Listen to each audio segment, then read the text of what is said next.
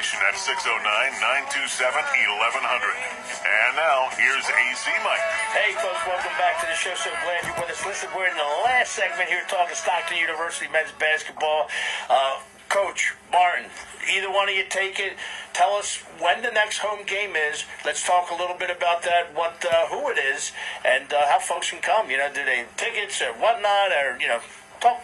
Yeah, the next home game is on Wednesday, tomorrow, 7:30 p.m. at Big Blue Sports Center on our campus. So come out, support, watch some good basketball, and, just have a good time. You don't need to buy tickets online. You can just come to the game, and I'm sure you can get in. So right in the box office. Yes, Who are we playing again tomorrow? We're playing against New Jersey City University. So it should be a great matchup. I think it's a matchup of the week, right, in our conference. Yeah, I think it's actually the national matchup of the night, and we're both 3-0 in our league. So it'll be good. It's usually kind of a fist fight out there, and it's a game of toughness. So it'd be a great way to introduce yourselves to the NJAC. Listen, the NJAC, again, tough conference, as the coach and Martin just said. NJAC Player of the Week, correct, huh? Yes, sir. Come on, I forgot all about that to the end of the show. Talk to us about that. An honor, pretty cool. You dropped 45, right? Broke Carl Cochran's record, Atlantic City alum, I believe. And since 97, 96, I hadn't been touched. Talk to us about that night. It was pretty cool. I think I was more proud of the way, our team won that game. I think, it's funny, I told the guys before the game, I said, tonight is a night that we're all going to remember, and it actually turned out that way. So it was pretty cool to get the win more than anything. And, of course, break the record. That never hurts. So. No, it never does, especially in a win. Coach, as we go forward, again, I don't know, I'm not sure how many games you play. It's 20, 25, what is the... You play 25, and then you have playoffs. You play, the most we've played is 33. But you're guaranteed 25, and then you get your league playoffs. And then, hopefully the national tournament. The funny thing about him having the 45, he had 38, and he was going to the foul line. And my career high was 40. I almost took him out of the game because I didn't want him to touch my career high. I didn't know that. And then the staff kind of said, nah, you can't. Screw your record. Like, we gotta win this game. But then I figured I would just tell Martin that my 40 came at a higher level. Right. Yeah, it's always something. That's great. And how was it playing for this guy? I know you're sitting next to him, but you got to be careful what you say. But you guys seem like you have a nice relationship. A little tough on you at times, but also there for you when you need it. No, it's a love-and-hate relationship, and I think that's natural in a competitive environment. But, at this level, all you can ask of a coach is to show up and care, and this guy does it better than anybody else. So, I'm thankful to be coached by him, and I'm sure, I'll remember it. So. Yeah, and listen, sitting through some of the practice yesterday, got to see, the initial when everyone came together, some drills were taking place, everyone gets together, and I guess it's, what is that, some instructional, Coach, how you start to practice out, how folks, have some vision for the day, or is that? Well, we were coming off a day off, so we really didn't even chat. I don't talk much in the locker room after a game because, you don't really know what's really happening in a game. So you can say things positively or negatively without watching the tape. And sometimes you can miss steps. So I try not to speak much after a game. We just kind of let them go, see their families and whatnot. So that first practice afterward, you might debrief from the game before, and that's kind of what we were doing. We usually come together, we all high five. We're our number one core value is being connected, so that's the most important thing in our program is making sure that we're brothers first, then we'll move on to everything else. So, I love it. Brothers first, always keeping it together. And like Martin said, occasionally brothers, we do fight and argue and go back and forth.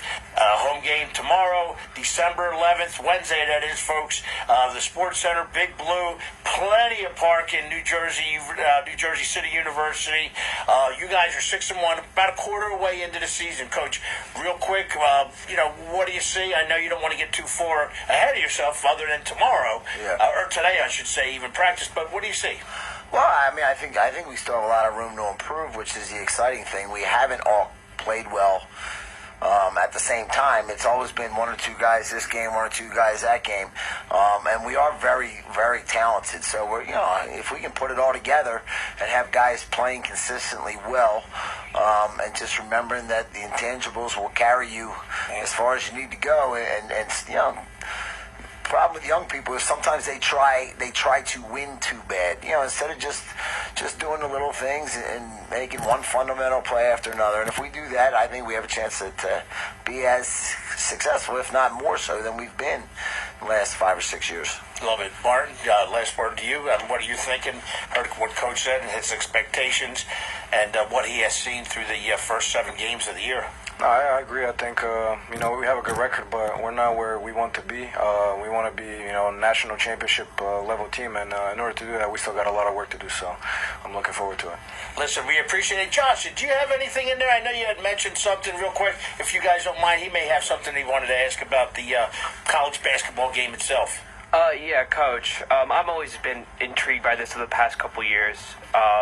Getting into basketball, I'm an alumni of a big basketball school. The transfer portal really changed everything in how you look at college basketball, and it's chaotic is the only way to describe it, especially Division I. But when you look at Division III, you have just so many more players. What's your philosophy? How do you handle getting new players? Is it high school the priority? Are you looking at Division III other schools? Are you looking at maybe Division II schools? Or how is your philosophy?